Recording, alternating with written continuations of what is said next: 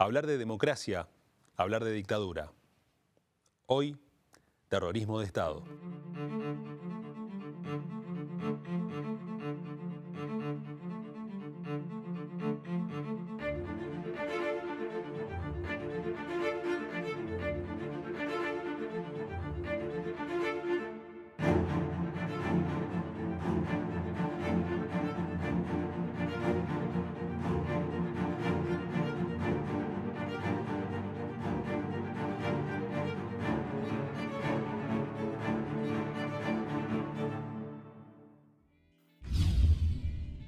El terrorismo de Estado, ¿fue legal, ilegal, fue legítimo, ilegítimo? Son preguntas incómodas para nuestro presente, pero creo que son necesarias realizarlas como ciudadanos, como estudiantes, como profesionales. Entonces digo, ese es el radar, digamos, que puede visualizarse ya en la década del 70. Lo que genera en la sociedad civil es el miedo, ¿no? Porque claramente, digo, uno empieza ya a esconder libros de poesía, asuntos religiosos, teológicos, políticos, manuales, de los que vos quieras, de conducción política, empieza eso, ¿no? Digo, el terrorismo de Estado lo que generó y lo que ha generado es el miedo, la parálisis, ¿no? La idea de la fractura social, lo que generó esto, ¿no? Como dice bien el término, el terrorismo de Estado, no hay que descuidar la palabra del terror, que es la idea del miedo. Los centros clandestinos de detención generaron esto, ¿no? La desaparición, el miedo, que prime más lo individual por lo colectivo. Es decir, si los militares salían a reprimir a algún vecino o algún conocido, algún amigo, bueno, yo no vi, yo no me enteré de nada, acá no pasó nada. Pensemos que también con lo que vos mencionabas, ¿qué cambió? Bueno, ahí tenemos las grandes fugas de cerebros. Grandes intelectuales de nuestro país se tuvieron que ir al exterior, ¿no? A otras regiones, así como familias. Quien no detentaba del poder económico para hacer eso, debía refugiarse, ¿no? Cuando sucede todo esto en mi casa, y claramente nos marcó tanto eso y muchas otras cosas más que fueron con el devenir de la situación de quedarnos sin nuestro papá, que era el jefe, la cabeza de familia. Mi mamá me tuvo que llevar a mí al Perú porque yo tenía una hermana ahí y sacarme del seno del lugar de los hechos que me lastimaba tanto. Y viví afuera. El terrorismo de Estado es la oscuridad, es ver pasar los autos y sentir que está el enemigo. El enemigo o alguien que te puede causar mucho daño. El terrorismo de Estado es ir a hacer un documento y pensar que sos culpable de algo. El terrorismo de Estado es estar en permanente situación de vigilancia, también situación de alerta frente a todo, ¿no? Sí, la idea del terrorismo de Estado es tenebrosa, muy tenebrosa. Fue brutal, fue nefasto, porque nosotros teníamos libertad, podíamos salir a la hora que queríamos, volver a la hora que queríamos, trabajábamos, militábamos, yo militaba en los gremios, en mi gremio de sanidad. Dicho sea de paso, el gremio fue quien entregó a sus trabajadores para poder seguir quedándose con su personería jurídica. Eso no me voy a olvidar nunca. La traición de los mismos gremialistas. Y generalmente el mayor sentimiento es de impotencia, angustia, porque no te permiten vivir en libertad. Vos como ser humano, digamos, viste que se nos diferencia, somos todos animales, pero nosotros supuestamente somos animales pensantes. No te permiten pensar y hacer tu vida como te corresponde. Uno ha sido educado, uno sabe cómo comportarse en sociedad y esto te lo coarta. No se podían elegir películas, no podías elegir libros. Yo recuerdo como si fuera hoy la lista de canciones que no podíamos escuchar. Estaba pegada en la puerta de la dirección de la Escuela Nacional de Educación Técnica, donde yo me recibí. La encabezaban León Gieco y Mercedes Sosa. pero terminantemente prohibido. Estaba prohibido hasta Gardel en ese momento. Cambalache no se podía escuchar, por ejemplo, en ningún lado, un tango que no podía escuchar, y rock and roll nacional, olvídate, nada que tuviera mensaje. Por eso, recién cuando hablábamos, yo recordaba a Charlie o al Flaco Spinetta, que escribían temas tan rebuscados que como no los podían entender, los dejaban, ¿no? Charlie nunca se fue de Argentina, el Flaco tampoco, y los que eran más explícitos con el mensaje, sí, los sacaban corriendo. Que yo, la Marcha de la Bronca de Pedro y Pablo era un tema completamente prohibido en Argentina, los dos terminaban en España. Bueno, Mercedes Sosa ni hablar, en Francia, a Miguel Cantilo lo suben al avión 2 segundos antes de que lo agarraran, y así muchas historias de músicos que tuvieron que irse. Sin importar a qué te dedicabas, sin tampoco importar la edad que tuvieses, el terrorismo de Estado se encargó de instalar una emoción básica en el ser humano, el miedo. El miedo fue el que acompañó a gran parte de la población argentina desde el año 1976 hasta el año 1983, en este llamado proceso de reorganización nacional que tuvo al terrorismo de Estado como principal protagonista y principal herramienta. No se podía pensar libremente, mucho menos reclamar o expresar aquello que se estaba sintiendo o pensando en aquel momento. Algunos eligen olvidar lo vivido, algunos eligen evitar recordar a modo de resguardo, porque como lo decimos, el miedo acompañó en este proceso de reorganización nacional, entre comillas, que tuvo como principal herramienta, insistimos, al terrorismo de Estado. La parte armada, militar, civil, militar, ya sea terrestre, aeronáutica, toda la fuerza armada tirada sobre el pueblo, ahogándonos al pueblo, ahogándolo, presionándolo, controlando los movimientos de cada persona. Realmente terrorismo de Estado. Se terminó la libertad, nadie era libre de ir si no anunciaba, porque estaban parados en las esquinas de todas las calles, preguntándote dónde ibas, qué hacías, por qué venías a tal hora. Yo trabajaba turno noche, por ejemplo, en la clínica del niño, y tenía que dar explicaciones a la hora que me iba y a la hora que volvía. Se terminó absolutamente el poder deambular, el poder andar, el reunirse con los amigos, con la familia, con los compañeros. Era época de miedo.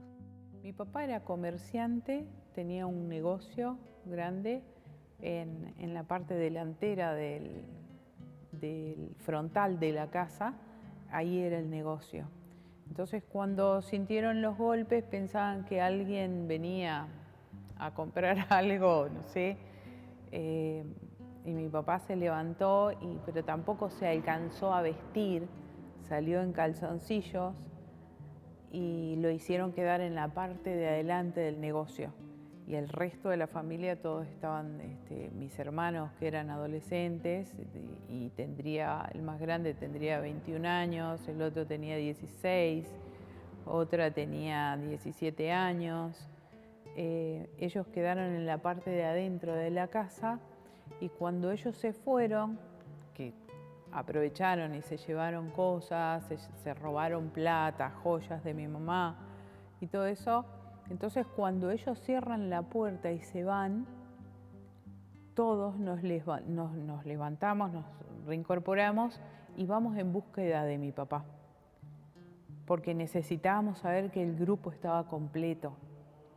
Y ahí es donde vemos que mi papá no estaba, y entonces mis hermanos quieren salir a la calle y mi mamá los detiene porque tenía miedo, porque estaban amenazados de que iban a volver y nos iban a matar a todos.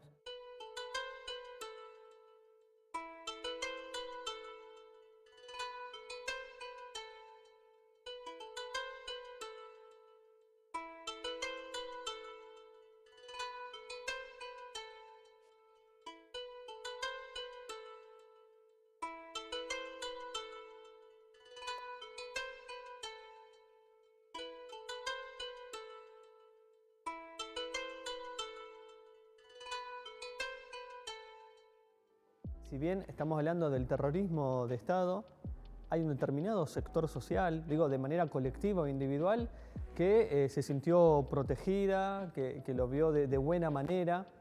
Yo diría esto es en términos clasistas, porque uno habla de terrorismo de Estado, fue una dictadura militar, burguesa, eclesiástica. Cuando digo burguesa digo de las clases altas, las clases pudientes, empresarios, principalmente que se vieron beneficiados con la dictadura militar.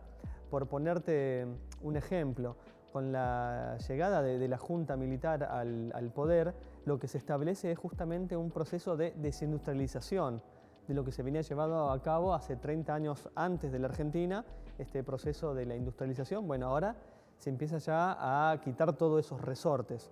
Cuando uno puede indagar en los libros de historias quiénes fueron los mayores afectados con la dictadura militar, fueron los obreros y estudiantes. Es decir, pensemos que el mayor sector social reprimido o desaparecido fueron los obreros. Es decir, que era justamente la masa trabajadora de un determinado modelo industrial. Y a partir de la dictadura militar comienza lo que es el capital financiero, ¿no? Lo de la plata dulce, la especulación, a lo que se ve beneficiado, como te digo, cierto sector social que habrá caminado y caminó de manera impune y de manera tranquila. Miedo, indignación, coartamiento del derecho del ser humano, a tal punto que éramos entes que nos manejaban y disponían qué podíamos hacer día a día, si podías salir, si te dejaban ir a tu trabajo o no, si por lo que fuera que se les ocurrió a ellos, te detenían y te llevaban, no solo por averiguación de antecedentes, sin causa te detenían y terminabas en la cárcel. Se comunica a la población que a partir de la fecha el país se encuentra bajo el control operacional de la Junta Militar. Se recomienda a todos los habitantes el estricto acatamiento a las disposiciones y directivas que emanen de autoridad militar, de seguridad o policial, así como extremar el cuidado en evitar acciones y actitudes individuales o de grupo que puedan exigir la intervención drástica del personal en operaciones. Firmado Jorge Rafael Videla, Teniente General, Comandante General del Ejército. Emilio Eduardo Acera, Almirante, Comandante General de la Armada. Orlando Ramón Agosti, Brigadier General, Comandante General de la Fuerza Aérea. Entonces cuando me detienen, sí fue jodido porque me atan las dos manos atrás, a la espalda, con una soga. El resto, ponele que 2 metros, ponele. Con medio metro me atan las dos manos atrás, en la espalda. Con el 1,5 metros que sobra, me lo pasan por la garganta, lo estiran bien y me lo vuelven a subir con las manos bien subidas atrás a la garganta. O sea que si me cansaban los brazos, me ahorcaba. Así que estaba compensando siempre esto. Cuando me van a poner la capucha, le digo al hombre al militar que me le iba a poner, que me saque los lentes por favor y me lo ponga en la campera. Y cosa que accede, me lo pone en la campera. Tenía que haber circunstancia, el vago no estaba enojado ni nada. Yo no recuerdo haberlo conocido, sí. Y ahí estuve tirado, no sé, las horas. Porque te digo, estuve de las 8 de la mañana que hacen el operativo hasta horas de la noche, ya estaba muy muy oscuro cuando ahí nos sacan toda la porquería esta, nos dan el escenario y nos vamos. Pero bueno, yo pensé que no, primero que nos iban a dar una buena paliza, entonces para que no me lastimaran con los vidrios del lente, les pedí que me lo pusieran en el bolsillo, cosa que el muchacho este accede. Tengo que decir que algunos de esos momentos y algunas de las circunstancias los tengo un poco borrados. Como uno borra involuntariamente situaciones que le producen mucho dolor, como para protegerse, y después a veces es difícil recordarlo o rearmarlo, y uno ya no sabe cuando lo recuerda si lo está recordando como era, si lo está inventando, si realmente uno tiene un registro verosímil o verídico de cómo fue, o si ya está de alguna manera disuelto ese recuerdo y no quedan más que como retazos de sensaciones. Hay muchos recuerdos que se me fueron deshilachando. Después nos tiran en un lugar que después me enteré que era lo que le llamaban la Caballeriza, que está allá sobre la avenida Santa Fe, porque estaba en construcción el barrio Mutual, y yo tenía un pariente que trabajaba ahí, que era carpintero, y que él dice que nos vio cuando nos llevaron. Y nos tiran al piso, y ahí quedamos tirados en el piso, y yo sentía que había más gente, pero yo no sabía quién más estaba. Cuando a mí me suben al jeep, había una sola persona ya ahí atada en las mismas condiciones que yo y encapuchada. Y como no podíamos hablar, no le pude preguntar quién era. Cuando estábamos tirados ahí, uno sentía que orinaban, que se burlaban, que se reían y que hacían ese famoso, que yo he visto nada más que en las películas, creo que le llaman martilleo, que hace crack, crack, el arma, crack, crack, claro. Y por ahí te lo apoyaban en la cabeza y esas cosas. Pero yo era totalmente inconsciente porque yo no decía ni mu, ¿viste? Totalmente en silencio, tratando de escuchar y preparándome para el golpe, nada más, ¿viste? Así que me cambié, me llevaron en la puerta de la clínica en Chacabuco, estaba un Falcon parado, había un señor manejando adelante y otro acompañante y dos atrás. Yo entré al medio, me pusieron la capucha y me tiraron al piso del auto, ahí me pusieron un pie encima y viajé poco tiempo. Una vez, creo que un par de veces pregunté, ¿viste? Y me dijeron que no estaba, pero después, viste, como medio que me callé la boca, no, ya lo veía algo como normal, viste, no preguntaba, no es porque me reprimían, ¿no? Porque, viste, por interno era muy chico, viste, pero me acuerdo de haber preguntado un par de veces, pero lo cotidiano, ¿viste? Donde quería mamá, ¿no? ¿Viste? Nada más. Pero después, como estaba con sus abuelos, no se hablaba mucho de ese tema. Y aparte, mis abuelos estaban sufriendo mucho porque habían desaparecido el hijo, ¿viste? En realidad no se sabía que estaba desaparecido. No tenían noticias del hijo, de mi viejo, ¿no? De Hugo Alfonso Mazuco. Entonces, cuando miramos por la ventana, pudimos ver en qué auto se lo llevaban, el color, eran los Ford Falcon.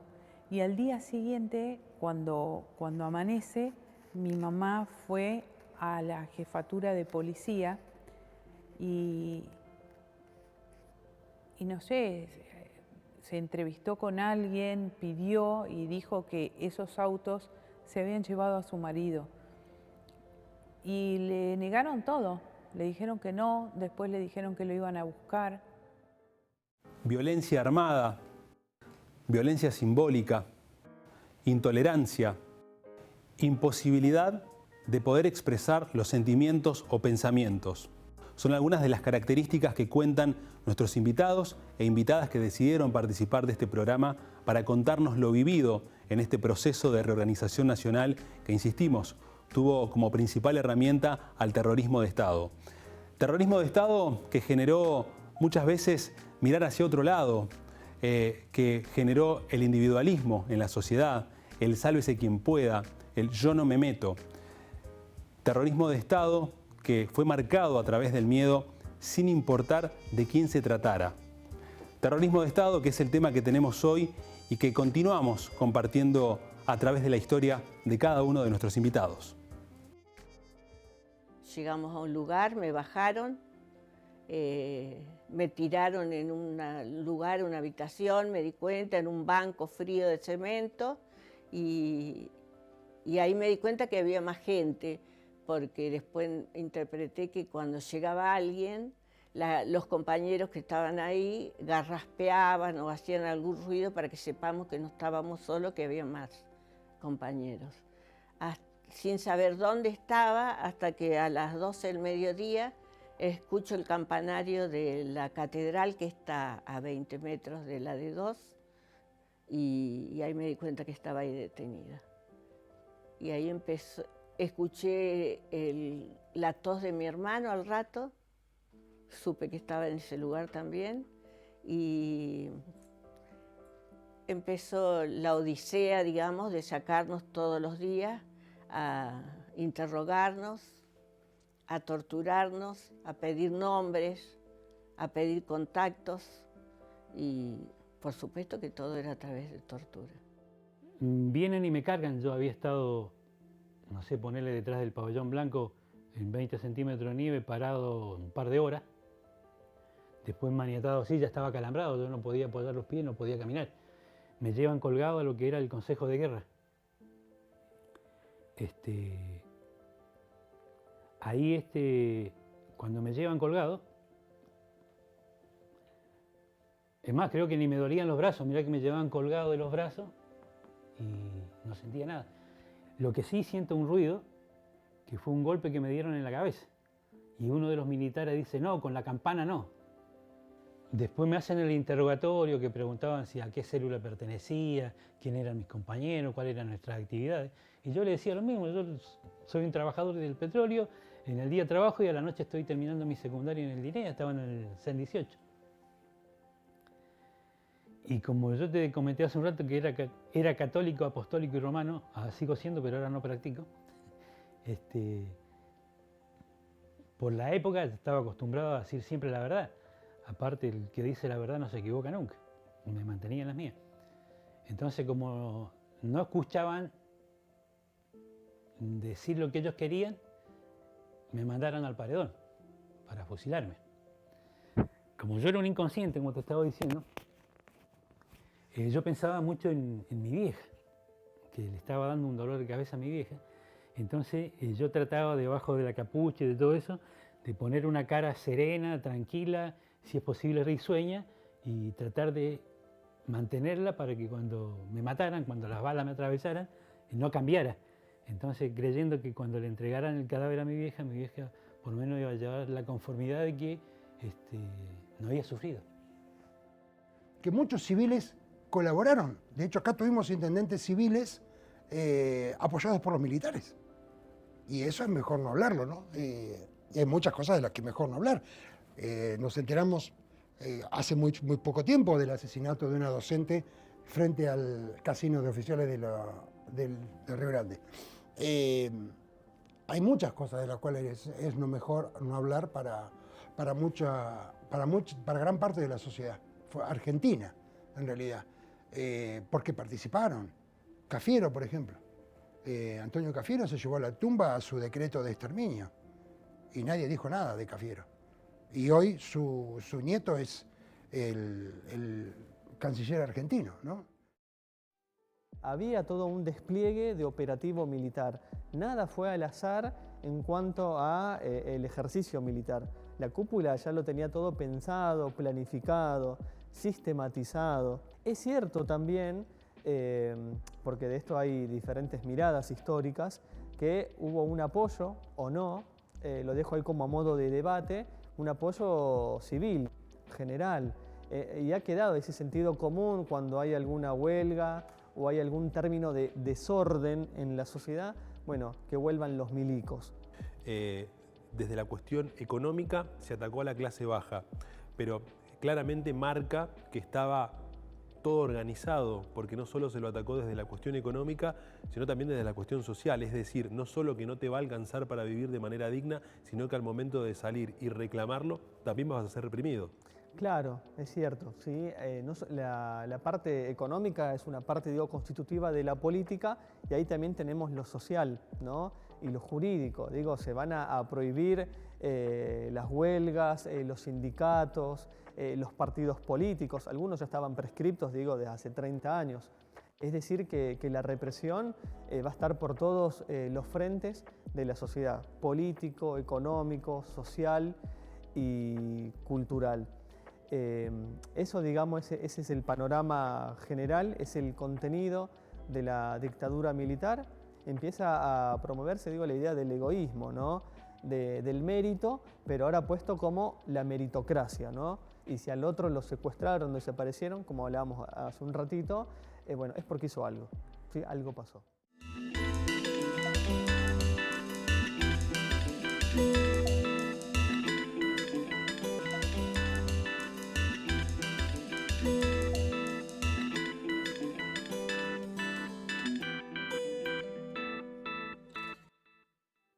¿Esto se había manifestado con tanta fuerza en los golpes anteriores que tuvo la Argentina? ¿O esto es realmente un antes y un después en cuanto a lo que se vivió? Bien, los 6 golpes que ha tenido la Argentina en el siglo XX tuvieron esta característica de ser una violencia política armada. Y hay una cuestión que hay que pensar qué entendemos por violencia, quién ejerce la violencia. La diferencia sustancial es que esta adquirió la clave de terrorismo de Estado, que fue planificada, sistematizada, tenía una durabilidad, bien, que las otras no las tuvieron. Es decir, esta contó con todo un ejercicio planificado en las dimensiones que ya te he comentado, política, económica, social y cultural. Fue esta alianza, precisamente, muy explícita entre las clases pudientes y el sector militar, contando también dentro de la cúpula militar con alianzas, que después, digo, van a haber conflictos internas ya a fines de la década del 70, inicios de los 80, que se da entre la Marina, la aviación y la aeronáutica. Y empezaron a ingresar a las habitaciones, sobre todo las que estaban abiertas, la mía estaba siempre abierta. En una de las paredes de mi habitación había un póster del Che Guevara. Pero ese póster tiene una historia. Yo tenía un amigo, mi compañero de pieza que estaba ahí, digo, che, José, tráeme una copia del Che. Pero estaba lleno de eso en todas las habitaciones. Pero como este hombre salía a los gritos, los que habían venido el turno de mañana, que ya estaban acostados y dormidos algunos y otros por dormirse, escucharon los ruidos, se despertaron, vieron de qué se trataba, arrancaron varios pósteres y Entonces después entraron a las piezas, no vieron nada y siguieron. Si no, íbamos a hacer el doble, lo que íbamos a estar detenidos por el póster. Y por ese póster nos adjudicaron infractores a la 2840, artículo 2, inciso C del Código Penal, que era subversión ideológica.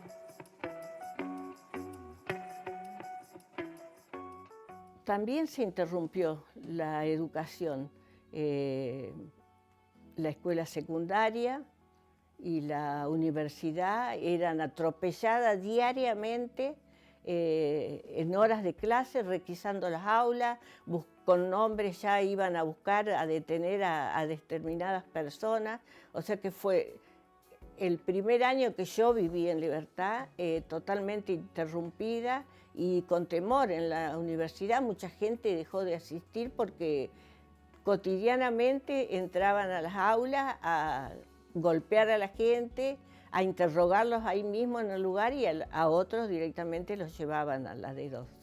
Ellos ya habían declarado que había que eliminar a la subversión, pero jamás hubo una guerra.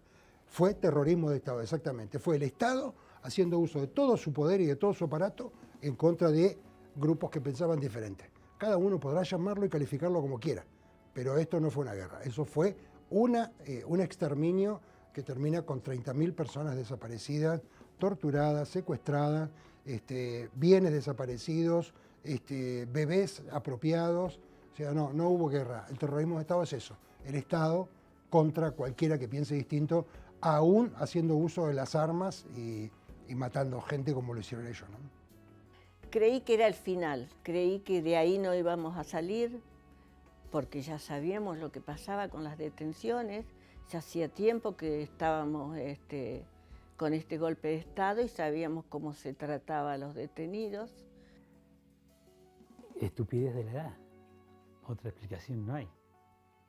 Entonces, bueno, estoy seguro que fueron 2 veces las que me llevaron al paredón a hacer el simulacro. Simulacro porque estoy vivo, de fusilamiento, porque era preparen, apunten y fuego, ¿viste? Era todo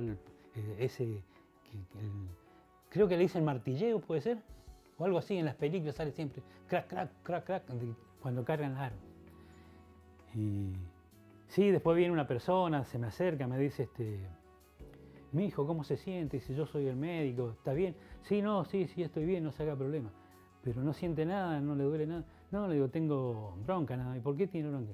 Y porque me están maltratando, le digo, ustedes me conocen, porque somos el pueblo chico, nos conocemos todos. Ustedes saben que yo trabajo y estudio y que no ando metido en nada y me están perjudicando la vida. No, pero quédese tranquilo que ya va a pasar. Ese hombre después fue compañero mío de trabajo.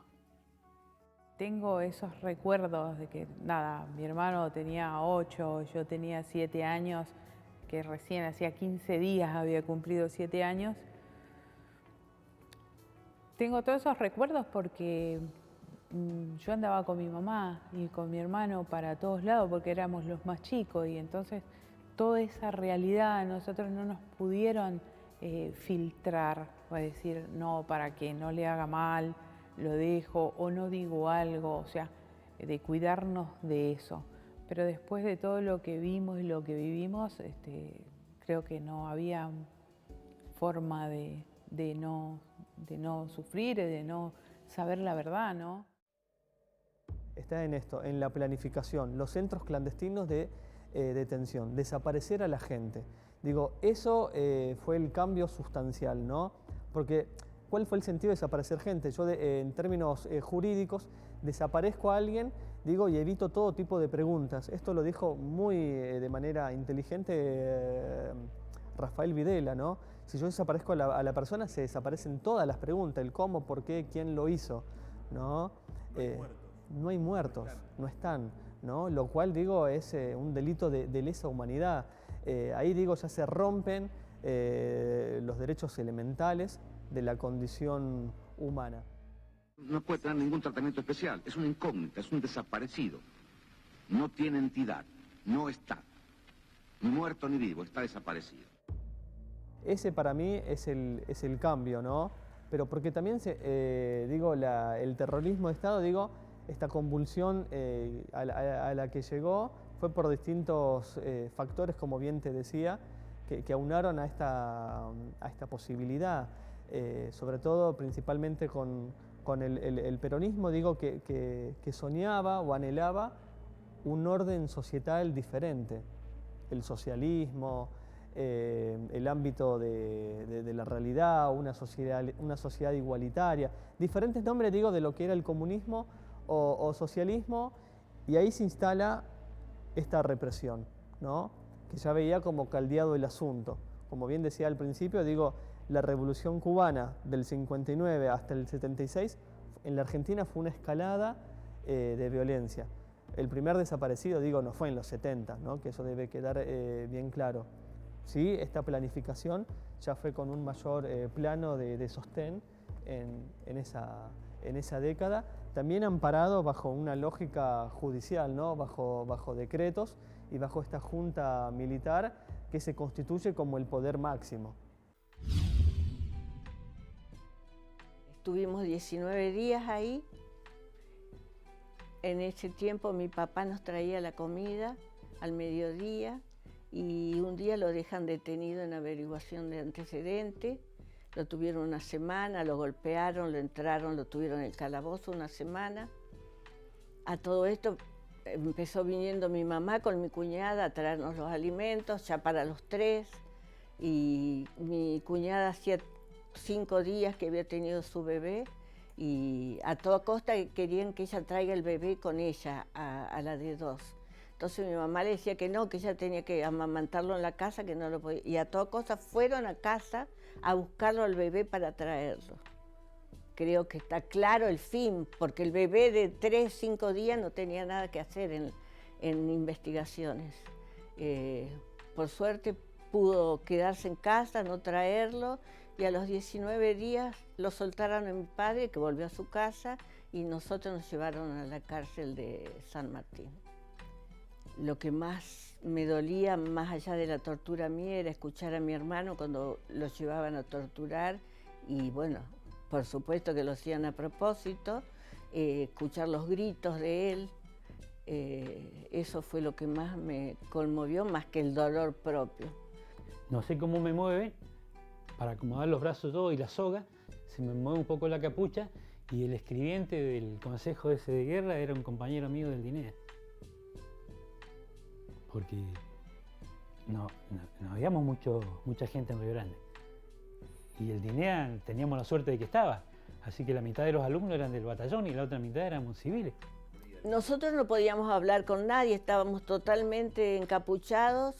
Por ahí, si levantábamos un poquito la cabeza por abajo de la venda, podíamos ver algún bulto, alguna persona. Hasta que nadie podía hablar. Si hablabas, te pegaban con la culata de alguna arma, alguna cosa así. Y o sea que jamás emitimos palabra los 19 días que estuvimos ahí. Por ahí algún guardia que venía, que lo había conocido a algún amigo, pariente, y te decía algo, pero no, nunca tuvimos conexión con nadie ni sabíamos nada. Hasta que alguno dijo que estábamos en la D2. Nosotros desciframos porque escuchábamos todos los días el campanario de la catedral. De la catedral donde fue mi mamá a pedir el habeas corpus, donde Monseñor Primatesta se negó a recibirla, como a ella, como todas las madres o familiares que iban a pedir el habeas corpus, jamás fue aceptada. De ahí viajó a Buenos Aires y tampoco, por supuesto, le recibieron. Hablar de terrorismo de Estado, hablar de dictadura, transitando la democracia argentina, nos da la posibilidad de poder conocer las diferentes posturas y las diferentes interpretaciones que hicieron personas que atravesaron este proceso y quienes tuvimos la suerte de no hacerlo. Algunos hablan de una guerra interna en donde subversivos se alzaron contra el gobierno democrático, otros hablan de que existió una dictadura que puso a su servicio todos los medios con los que contaba, simplemente para acallar, a través de los diferentes medios utilizados, la libertad de cada uno de los argentinos y de las argentinas. Es fundamental poder volver a hablar en democracia acerca de lo ocurrido en la dictadura, porque había cosas que no se podían hablar en ese momento y que hoy, en los tiempos que corren, tenemos la posibilidad de hacerlo. Yo hablo desde mi experiencia porque realmente tenía 16 años, cuando 16 en la dictadura, y no era no estaba involucrado en cuestiones culturales directamente, ¿no? Pero Argentina fue una eclosión tremenda culturalmente en los 60, desde la literatura, el teatro, el cine, hubo una discusión, había una discusión, una cantidad de información a la mano y al alcance de toda la gente, porque todos los medios de comunicación eran factores de cultura muy importantes, desde la música, desde la literatura. Había un acceso posible que permitió una cantidad de evolución de pensamientos, de comprensión de la sociedad, etcétera, etcétera, que cuando empieza el 24 de marzo, empieza la dictadura el 24 de marzo, todo eso se ve cortado, ¿no? Entonces se ve como hay una anulación del pensamiento.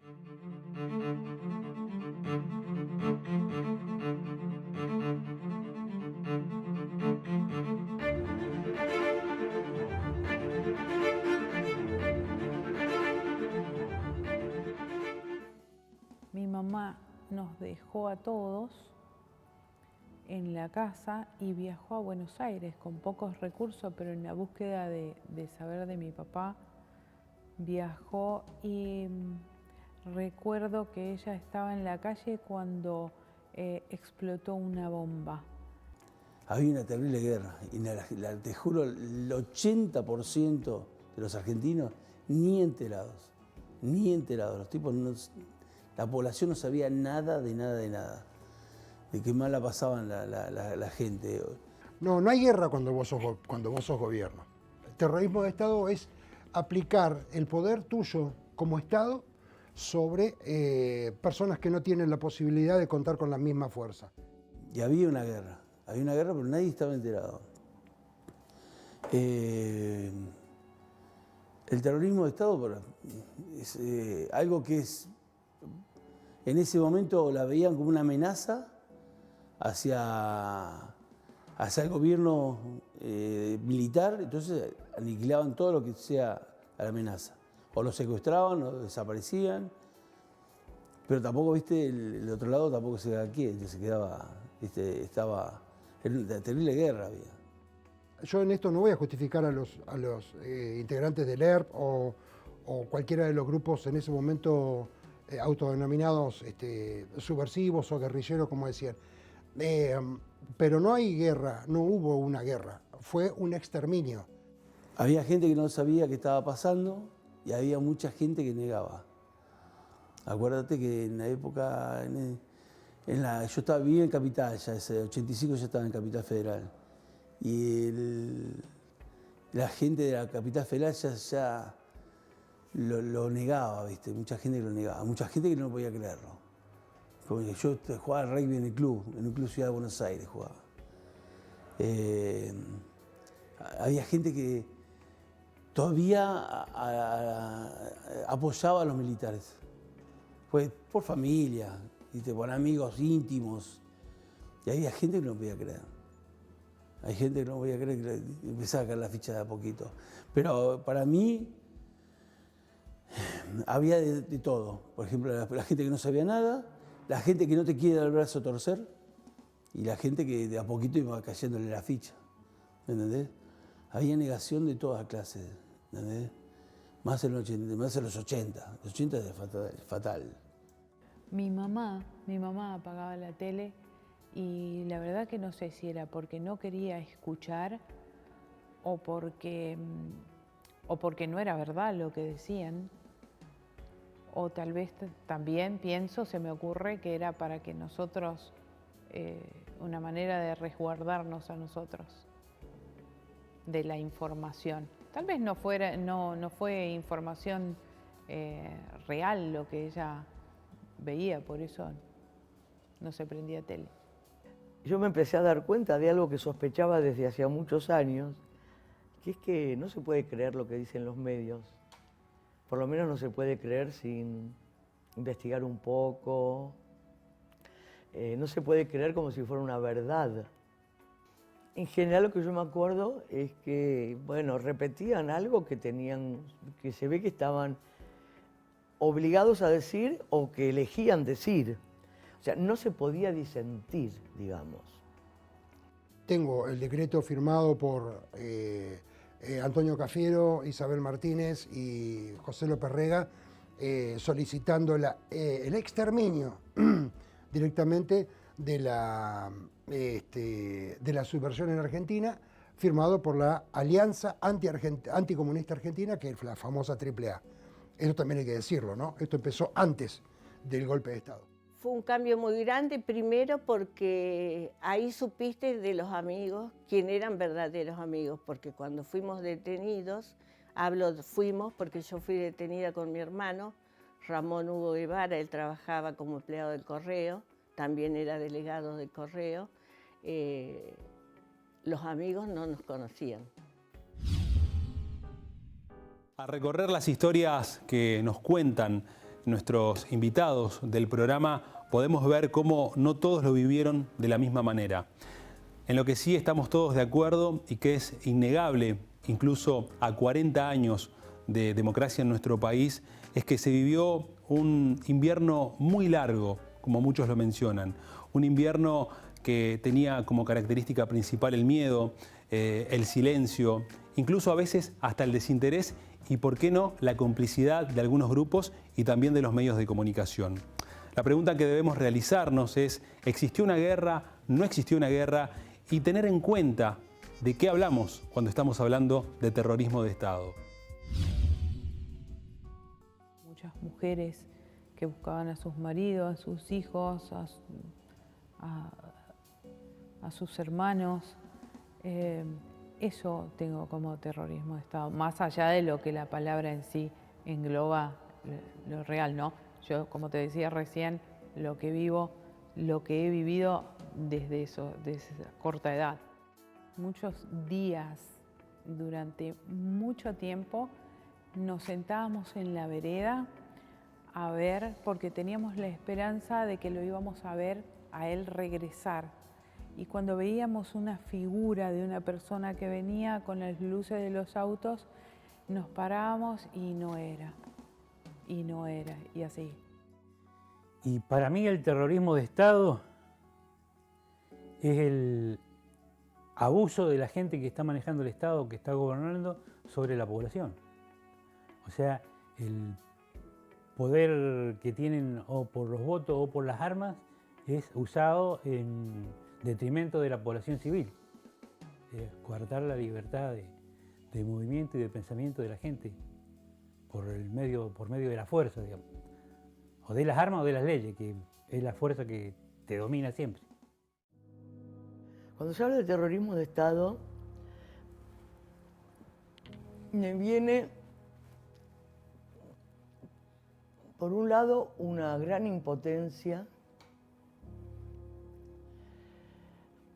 por otro lado, un gran deseo de poder tener la capacidad de hacer algo para transformar el mundo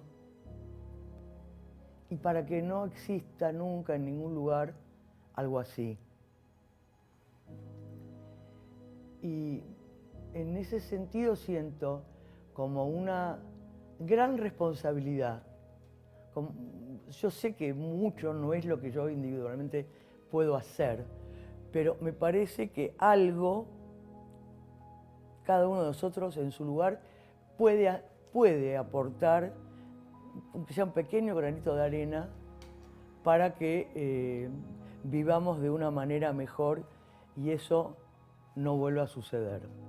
Entonces siento esa gran responsabilidad cuando escucho hablar de terrorismo de Estado, además de mucho dolor.